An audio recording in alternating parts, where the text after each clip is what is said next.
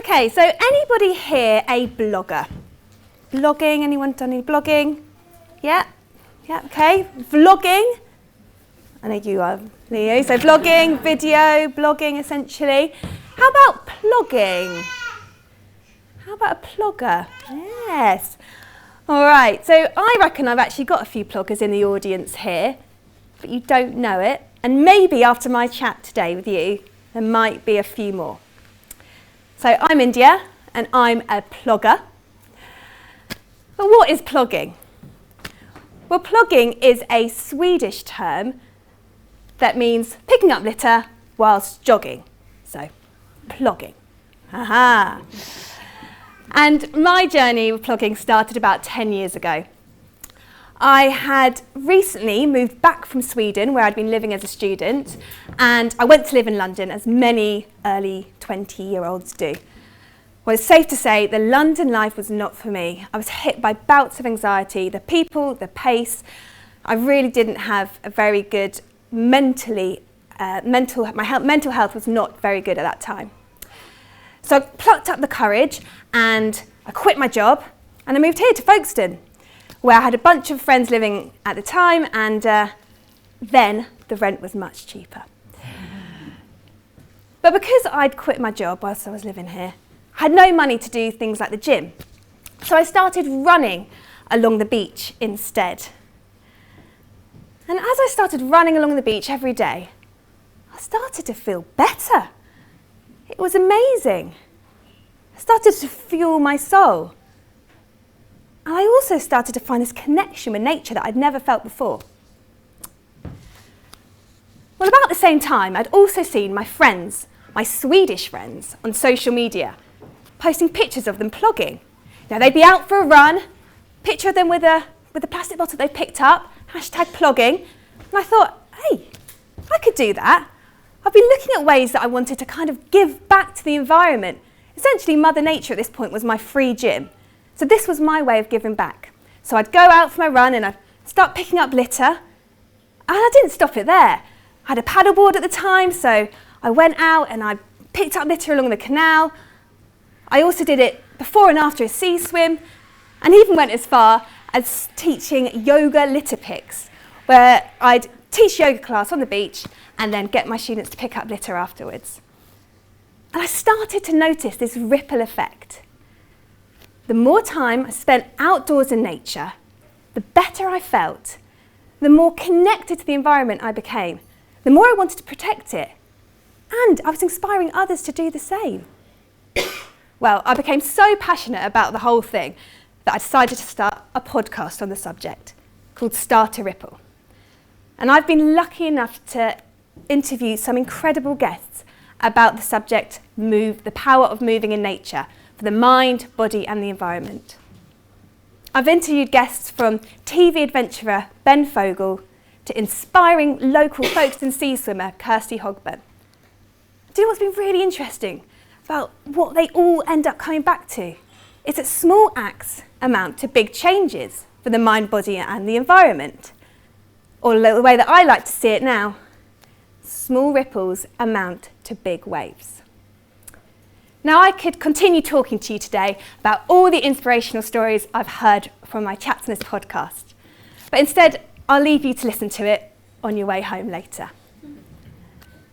I'm actually going to talk to you about how you could start a ripple in your own life, walking out the door today, or maybe tomorrow morning. So let's say tomorrow morning you decide to take a brisk walk along the coastline. And as you're walking, you start breathing in fresh air. Now that fresh air automatically makes you breathe deeper, which calms your nervous system. Really great way of de-stressing. Now, as you're walking, you're exposing yourself to vitamin D, which is helping to regulate your body clock, which means you're going to sleep better too. Now, you're walking, you're moving your body, you've got endorphins flowing around, that happy hormone making you feel good, you're smiling at others, they're smiling back, and you see a plastic bottle on the floor and you think, right, I've got this plogging idea in my head, I'm going to pick that up. So you pick up that plastic bottle, and let me tell you, as a yoga teacher, great for the hamstrings, good to keep the mobility in check. and you remove it from the beach. Now, that plastic bottle was going to take 450 years to biodegrade in nature. Did you also know that there's now a new disease found in seabirds called plasticosis, which is where plastic is damaging their digestive tract? So by removing that plastic bottle from nature, you're protecting wildlife. Now, on your way home, you decide to take a photo of what you've been doing and share it on social media. And you get a friend saying to you, "Oh, that looks a really great idea. I'd like to join you." Can you see the ripple effect that you've had from that simple half-an-hour walk with a little bit of a litter pick included?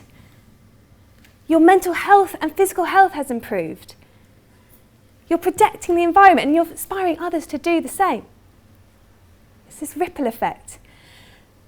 Now, I'm sure there might be a few of you in the audience going, "Well, yeah, India, that's all well and good, but I don't really want to be picking up litter with my bare hands, and I don't really want to be taking a litter pick out with me either, because that's just a bit awkward when I'm running, or sticking it in my bag doesn't work." Well, I do get that.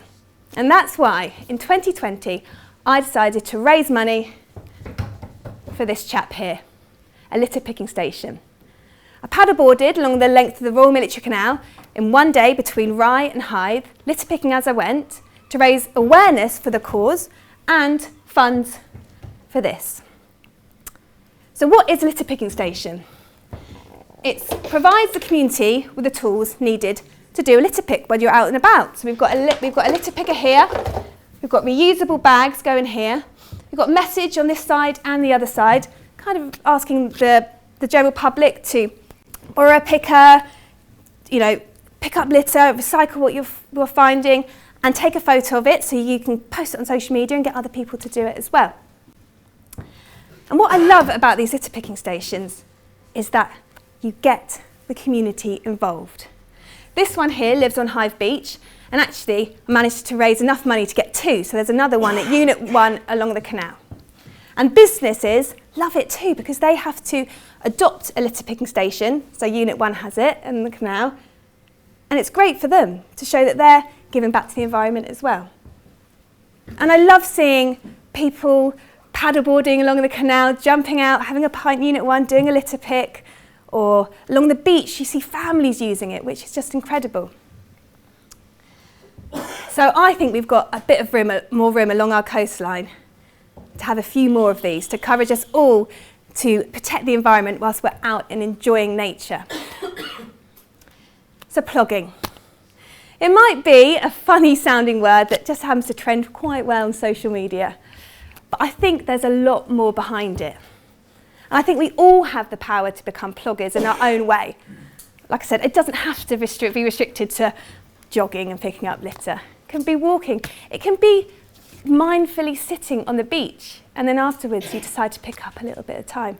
It's just about giving back to this beautiful place that we call home. So my final message to you today is to get outside, move for your mind, pick up for the planet, and start making your own ripples. Thank you.